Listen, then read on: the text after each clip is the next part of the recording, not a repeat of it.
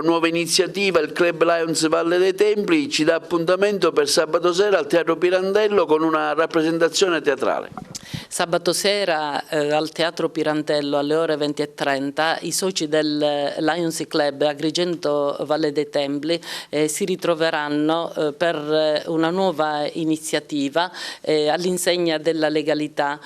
Si darà vita ad una rappresentazione teatrale, Anime che si chiamano, che è stata scritta e diretta da una nostra socia, la professoressa Antonella Monreale. Il ricavato della serata sarà destinato all'LSI Foundation, la fondazione per l'acquisto di vaccini contro il morbillo per i bambini dei paesi disagiati.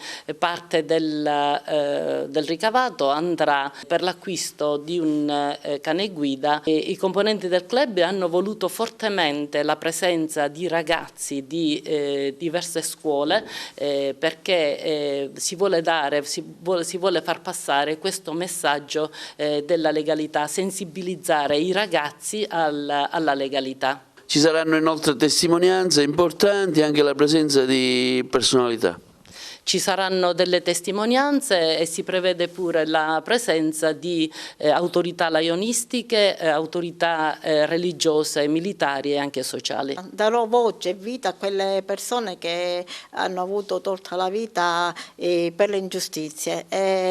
Ci tengo particolarmente a questa rappresentazione, innanzitutto perché ha un valore sociale e poi perché dobbiamo dare voce veramente a chi non c'è più, a chi ha perso veramente la vita per qualcosa che non doveva esserci.